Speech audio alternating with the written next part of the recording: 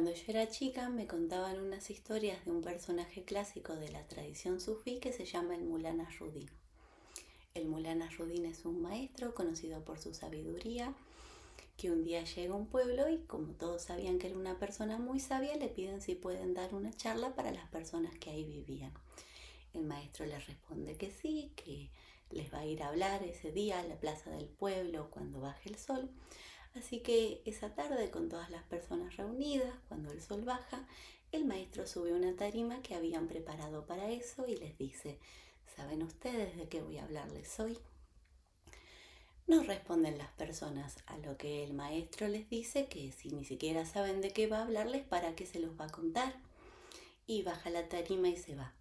Las personas, muy confundidas, van a buscarlo y le piden que por favor vaya al día siguiente, que van a estar mejor preparados. El maestro acepta y con las personas reunidas cuando baja el sol, sube la tarima y les dice: ¿saben ustedes de qué voy a hablarles hoy? A lo que el público le responden que sí, que saben de qué va a hablarles. Así que el maestro les dice que si ya saben qué les va a decir, ¿para qué se los va a contar? Y baja y se va. Mucho más confundidas que el día anterior, las personas le dicen que por favor vaya una vez más a hablarles, que esta vez iban a estar preparadas. A lo cual el maestro les dice que sí y con las personas reunidas, al momento que baja el sol, sube un tercer día a la tarima y les dice: ¿saben ustedes de qué voy a hablarles hoy? Solo que esta vez las personas se habían puesto de acuerdo y algunas le dicen que sí y otras le dicen que no. A lo que el maestro les responde: muy bien, entonces que los que saben les cuenten a los que no saben. Mi nombre es Abril Cooperman, soy argentina, licenciada en psicología y trainer en PNL, y crecí dentro del marco de la programación neurolingüística, como para que sepan algo de mí. Siendo este mi caso, cuando voy a hacer las formaciones, ya llego con algo de información sobre algunas cosas de PNL. Y dentro de las cosas que más me costaron comprender, o por lo menos comprender cómo utilizar, estaban los metaprogramas. Cuando yo llego al practitioner, el primer nivel de la formación, sabía ya que los metaprogramas eran filtros atencionales que se utilizaban para la motivación. Pero la verdad es que cuando escuchaba eso no me imaginaba nada. Sabía también que por ser metaprogramas tenían que ser algo por encima de los programas. Y sabía que los programas eran unas costumbres representacionales y perceptuales que tenían determinados resultados.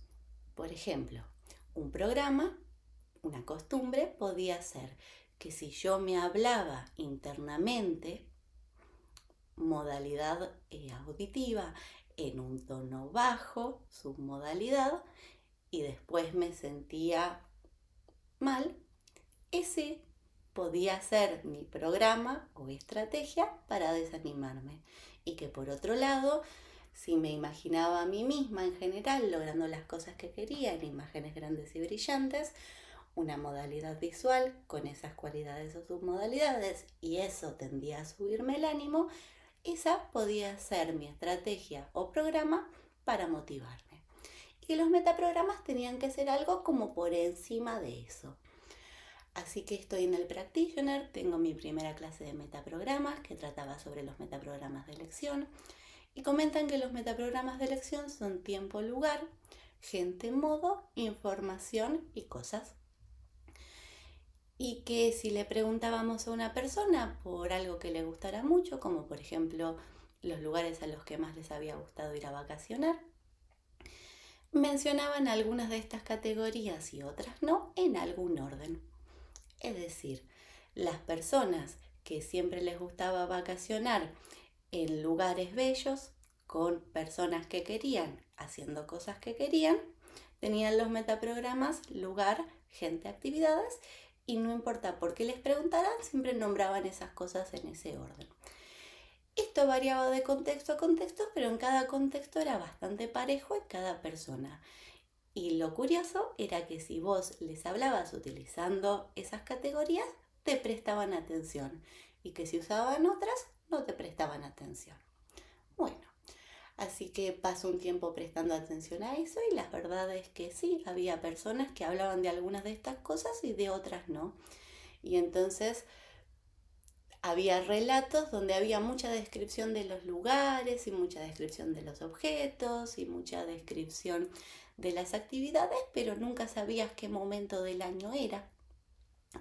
Y había otras personas que te hablaban mucho del tiempo y mucho de la información y mucho de las personas, pero nunca sabías qué estaban haciendo. Hasta ahí curioso. Llegó a la siguiente clase de metaprogramas, que es en el máster, y hay otros metaprogramas que especifican esos. Dentro del tiempo hay personas que hablan más del pasado, del presente o del futuro. Dentro de la gente hay personas que hablan más de sí mismos o de los demás. Dentro de la información hay personas que hablan más de las generalidades o de los detalles. Y como había más, podías usar 5. Y como podías usar 5, la verdad es que sí, las personas tenían más ganas de hacer las cosas donde usaba 5 de esos y menos ganas con las que no. Así que si invitabas a alguien a hacer algo usando 5 de los que habían mencionado, te decían que sí y en general lo hacían. Así que bueno, también se podían usar para la motivación.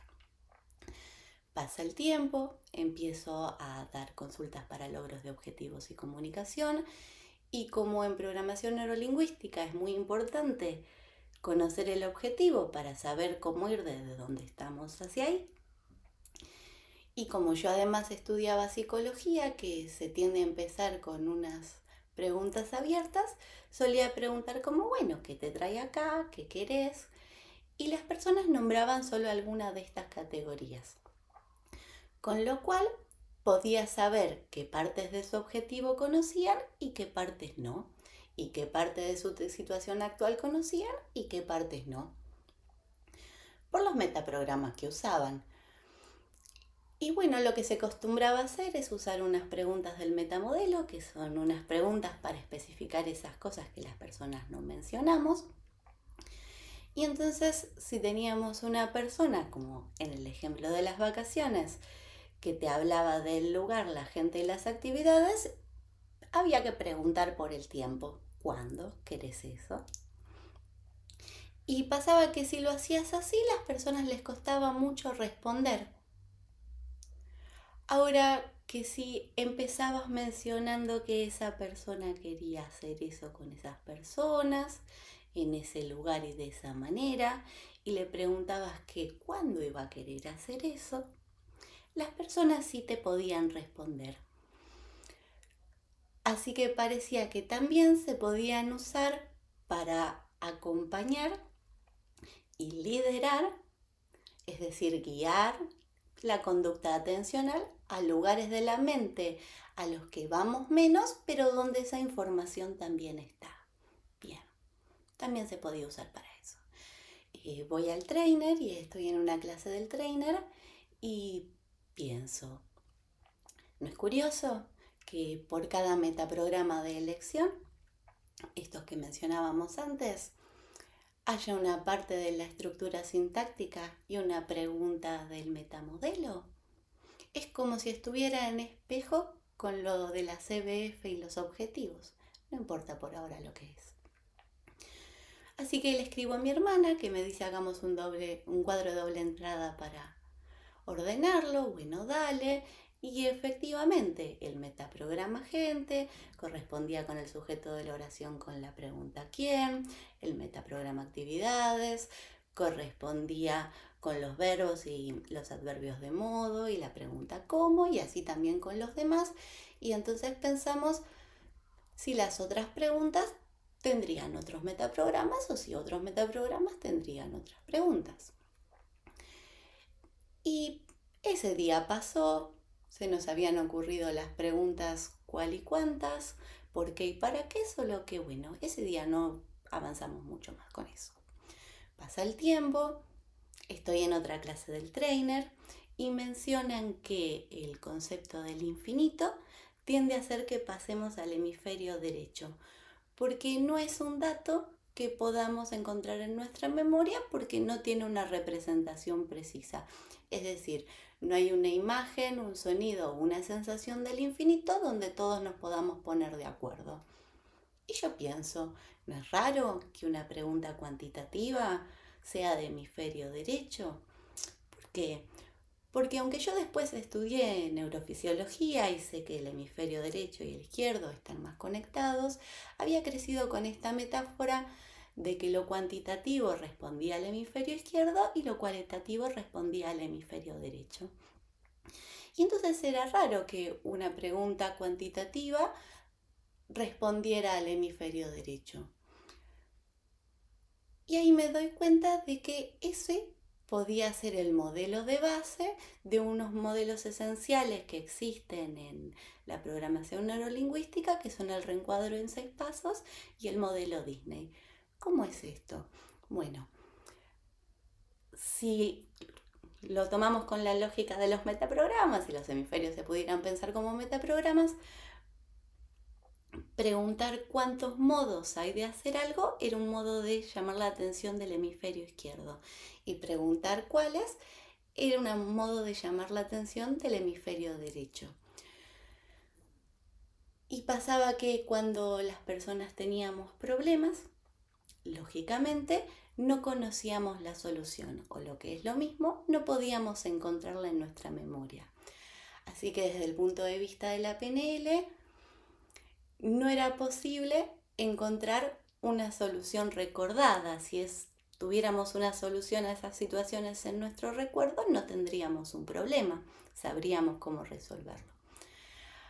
Así que el modo clásico de resolver problemas con programación neurolingüística en realidad es crear soluciones. Y el modo clásico de tomar decisiones es seleccionar opciones. Así que hacíamos así. Usábamos una pregunta cuantitativa para llamar la atención del hemisferio izquierdo, y en el mismo paso liderar al derecho, y preguntábamos ante el problema cuántos modos se te ocurren de resolver eso. Y después, para seleccionar las opciones, usábamos una pregunta cualitativa de selección, y de todas esas maneras, ¿cuál?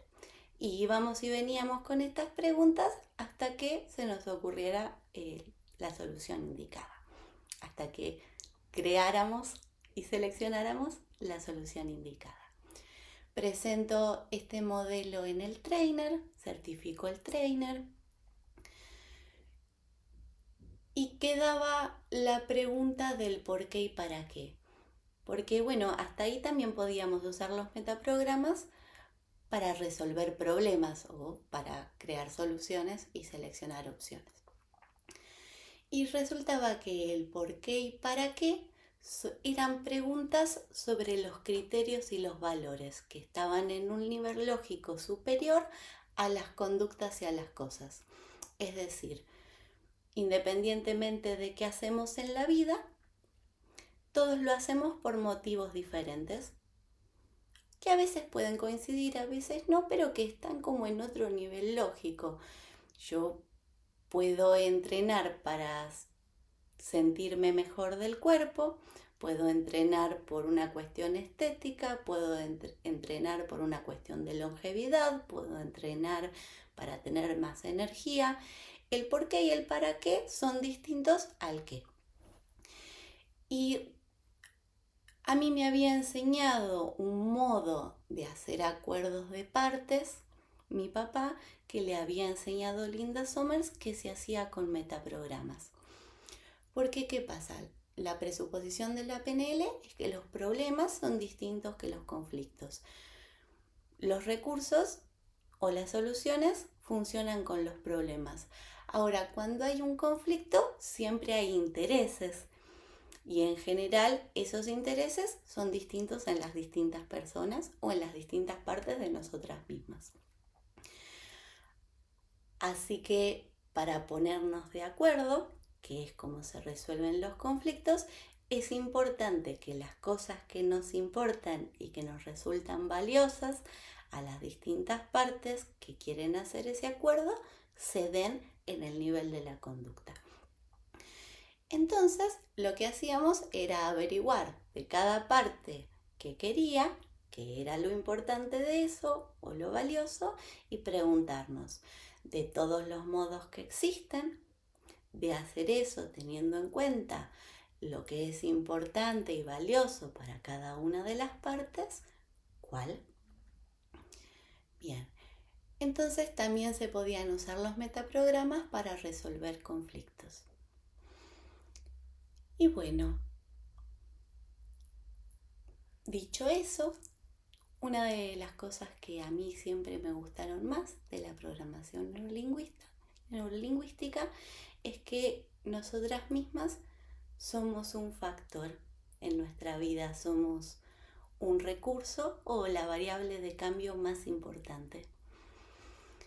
Entonces, si llegaron hasta acá y me acompañan en tomarse un momento para recordar todas las veces en su vida en la que no sabían cómo hacer algo y se les ocurrió cómo hacerlo, o todas las veces en sus vidas que tuvieron un problema y se les ocurrieron los modos de resolverlo y de eso supieron cuáles eran los mejores, o de todas las veces en su vida que quisieron ponerse de acuerdo con ustedes mismas o con otras personas para hacer algo y se les ocurrieron los modos de contemplar lo que le importaban a todas las partes para poder hacerlo juntos, y se dan tiempo para recordar cómo era estar respirando en esos momentos y cómo era estar hablándose ahí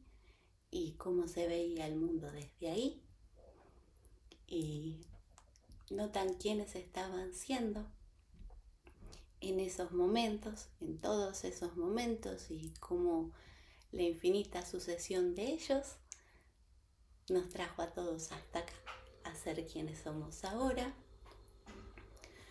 Y desde ahí se preguntan qué de todas las cosas que pueden estar queriendo van a querer a continuación en sus vidas, o cuáles. Porque en un punto, al final, lo que sabemos siempre es menos de lo que hay.